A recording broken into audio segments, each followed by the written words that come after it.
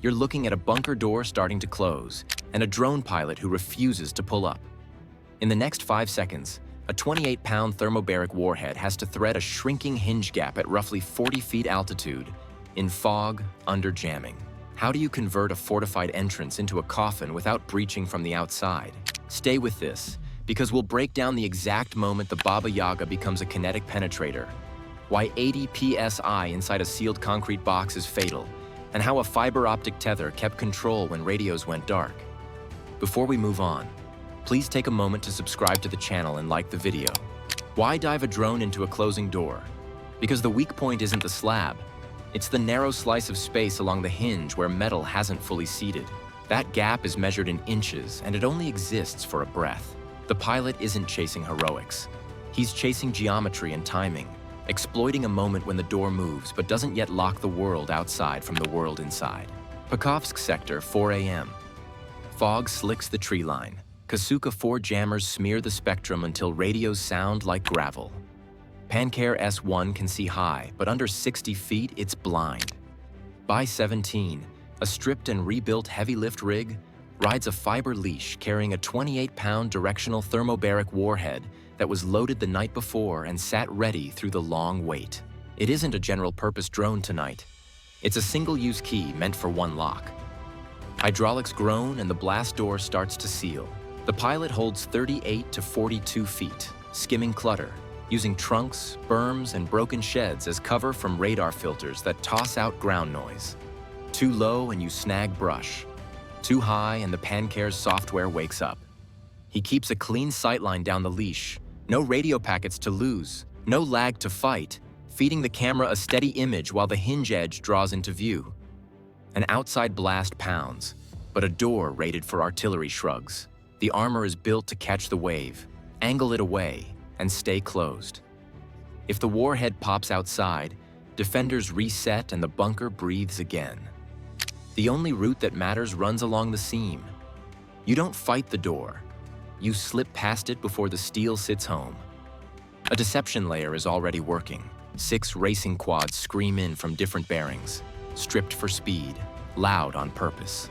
They carry no explosives, only noise and motion that yank heads and tracer fire off the entrance. Each pass sketches where guns sit and how fast they hand off targets. At the same time, a small scout team clocks the rhythm of the hydraulics, the delay between the warning buzz, the first inch of travel, the pause as locks disengage, and the final seat. That cadence turns chaos into a schedule. Hydraulic locks create a short window when the panel moves without sealing. In that phase, the hinge side breathes. Pressure hasn't built. Backflow stays low. It's a fissure that lasts less than a second, but it's stable enough to pass a nose cone and a warhead lip if you arrive clean and aligned. BY-17 angles in, nose down a few degrees to match the hinge line, keeping the payload leading. Over fiber, the pilot rides micro inputs. 2 taps of left yaw to square the airframe, a millimeter of forward pitch to tighten the approach, a hair of throttle to hold altitude. No packet loss, no jamming delay, just uncompressed video and direct control. The drone stops being a hovering bomber and becomes a battering ram with a surgeon's hand. Commit BY-17 darts. The nose rides the hinge channel.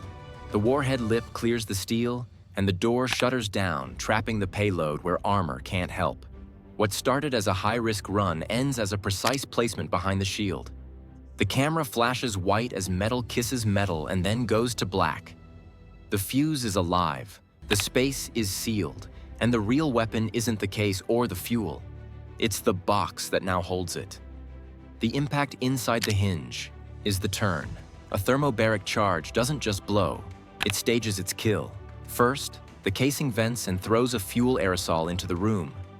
The cloud spreads fast, flowing around desks, racks, and corners, chasing air like a mist. The second stage fires a split moment later. That ignition front races through the fuel-rich air and converts the room's oxygen into a blast wave that hits in every direction. Confinement decides how hard it lands.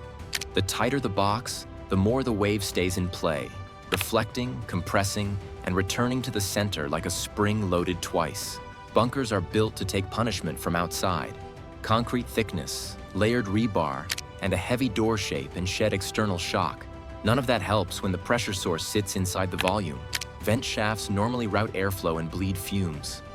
With the door sealed and baffles closed, those paths become traps that bottle gas and pressure.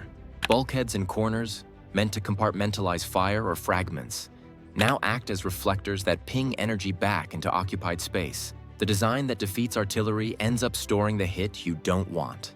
At around 80 psi of overpressure, the human body fails fast. Eardrums rupture first, then lungs give way under the pressure step, and soft tissue tears. Internal partitions that aren't reinforced snap off anchors. Survival isn't about will or armor at that threshold.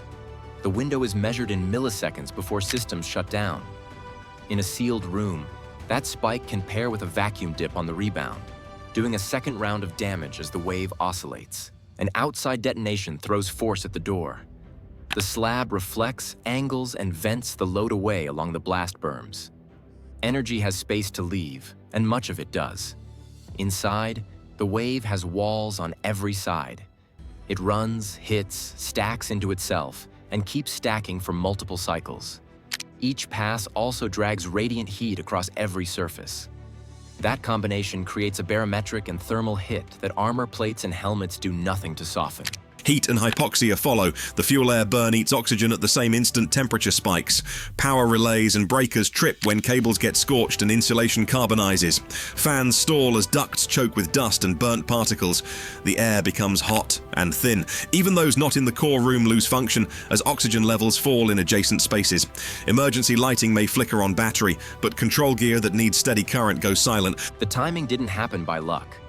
Decoy cues drove the defenders underground and kept them there. Acoustic swarms made the open ground feel lethal, while the cadence on the door encouraged a quick seal. The blast fired after the panel seated, not before, locking maximum mass around the charge. That control turned a good hit into a decisive one. Damage didn't stop at the walls of one room. Cable trays along the ceiling buckled, conduit joints popped, and junction boxes tore from mounts. That killed radios and internal lines feeding the command node. With links broken, units outside stop getting orders. Sensors can't report, and remote fires pause while operators sort the outage. In a system tied by wires and short-haul comms, one sealed explosion reaches farther than the map shows. The heavy door that looked like safety ends up as a lid. Strength that once protected now contains the strike and magnifies it, making the bunker a pressure-sealed coffin. And once officers accept that seal equals danger, habits change. They hesitate before stepping inside, and every warning buzzer sounds like a trap waiting to spring.